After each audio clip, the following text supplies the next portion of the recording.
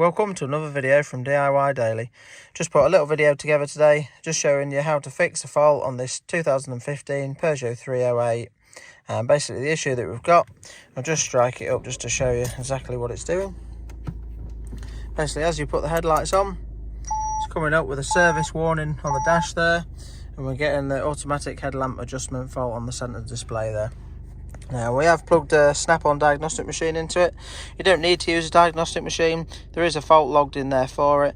I'll just run you through what it is, but I'll also be showing you how to run through it and just check the sensors without a screen, without a diagnostic machine. So there is actually a separate ECU for the headlights, and in that headlight ECU it's coming up with fault detected in the rear body height sensor. So with the scanner, I knew straight away to go to the back sensor, but basically we'll put it up in the air, just show you where the front sensor's located, where the back sensor's located, and just how to check them, run you through replacing it, and if there's anything that needs to be done to configure it at the end as well. Just before we get into the video, if you haven't already subscribed to the channel, just click on the red subscribe button below to make sure you don't miss out on any future content. Also as well, if you check out the links in the description below, this is a new genuine sensor, not too bad in money at all for new genuine ones. I'll just show you, so run you through how to fit it, but there's links in the description below to the new sensor. I'll list a front one and a rear one and where you can get them from as well.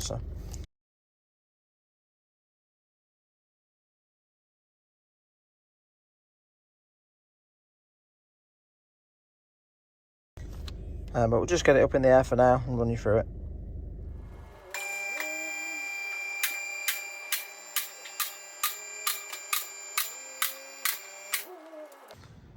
It's just coming underneath the vehicle on the front, from the front.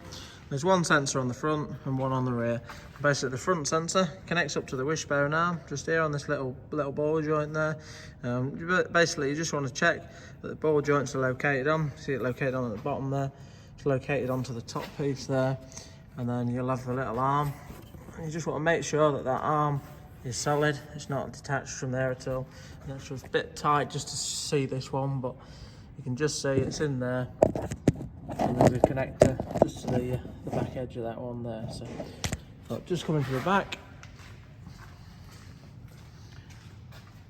Obviously, the fault saying there's a fault with this one, but when we was checking it, just see, I've already checked it out the other day, but the rod's connected at the bottom, it's connected at the top. I noticed the top was all wobbly there, and you can actually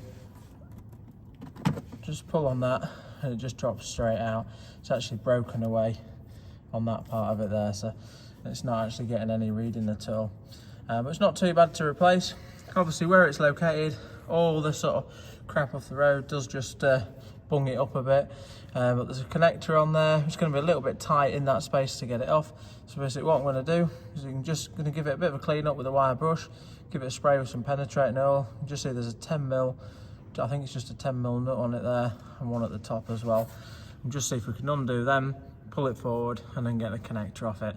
Then we get on to swapping it over, and just see if I'm hoping we can get away with just swapping it, and just it might just register straight away. But I'll let you know if there's anything needed to be calibrated or like that.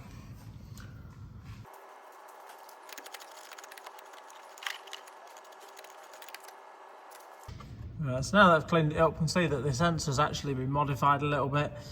Basically the old one has got a 10mm nut top and bottom mounting it up, and the bracket has got two 10mm nuts to the side of it.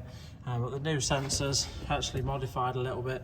The sensors, that'll be where the sensor's fixed on there, and the two nuts are for this piece there. So we'll get them, give that a bit of a spray and get them off, and then we can get that swapped over.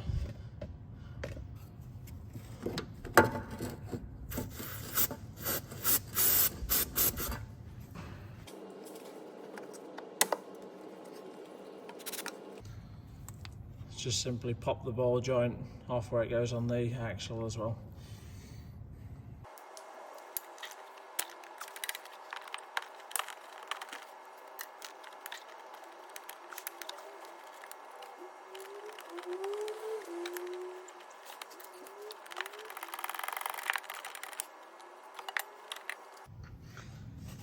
So just give that connector a bit of a clean up, just to try and show you a bit better.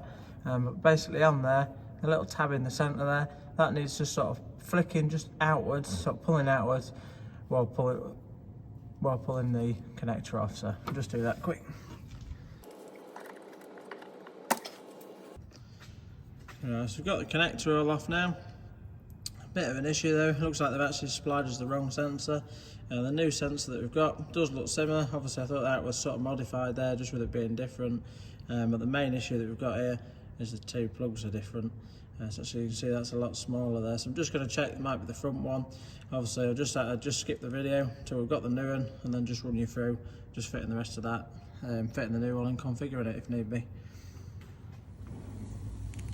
So it's now 2 weeks later and we've got to the bottom of the issue. It wasn't actually that it was the wrong part ordered, it's just simply that they've modified the part, and the only way you can fit it now is you need to get a new section of wiring loom that they supply as well. Again, if you check the links in the description below, I'll put links to these as well.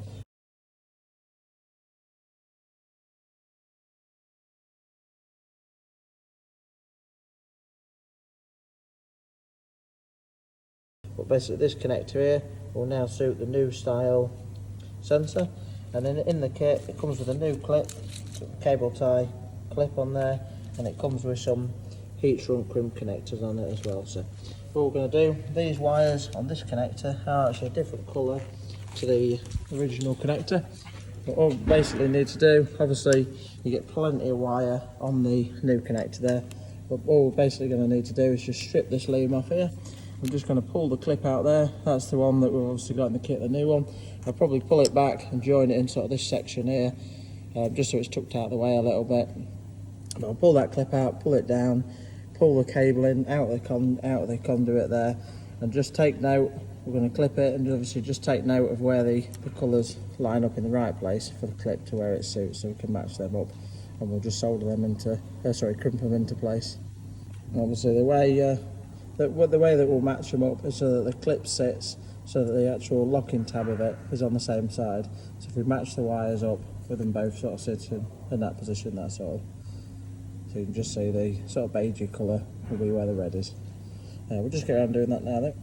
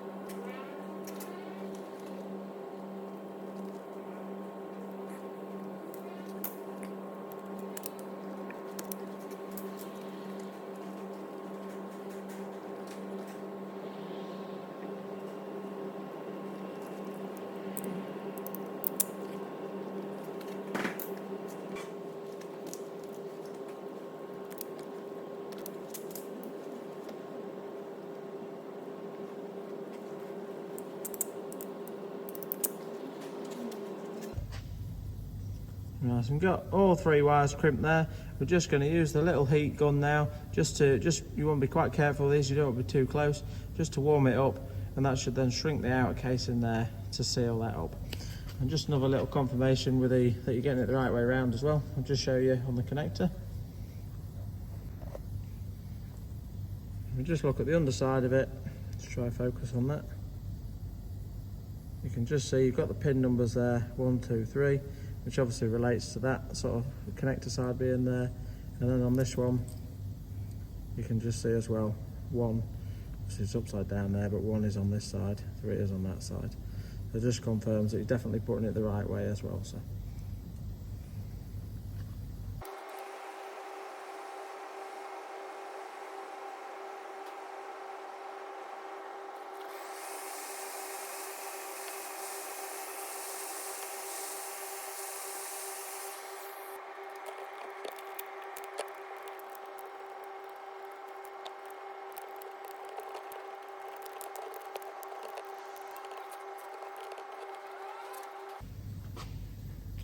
so with the new connector in place now, all I'm going to do is just firstly bolt up the sensor, just put the little rod, connect that up, and then we'll clip this up, and then once we're all done with that, put the cable tie around there, and I'll just put a little bit of insulation tape just around the end as well.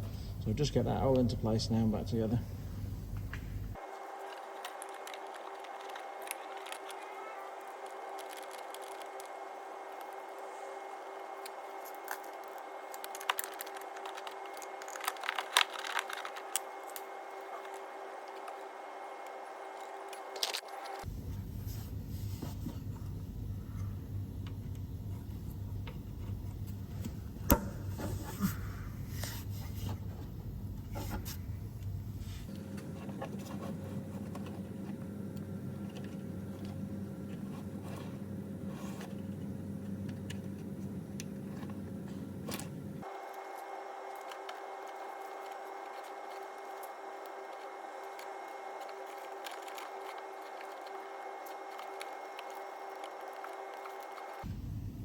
So that's the sensor all fitted now, the connector's plugged in, the ball's clipped on, and I've just routed the wire back round, just put the cable tie on there and just clip that up just so it's neatly tucked out of the way as well.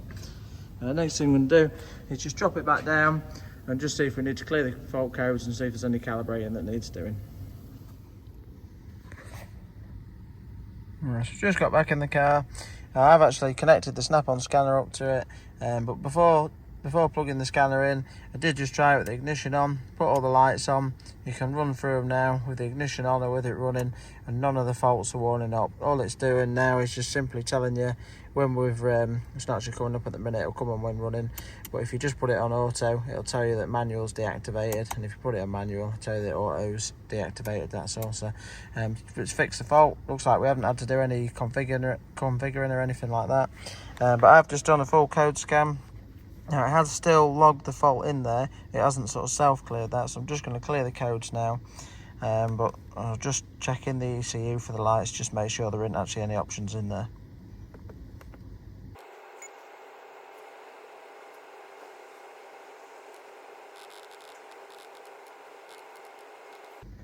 Right, so yeah, there's actually no configuration options as well for that.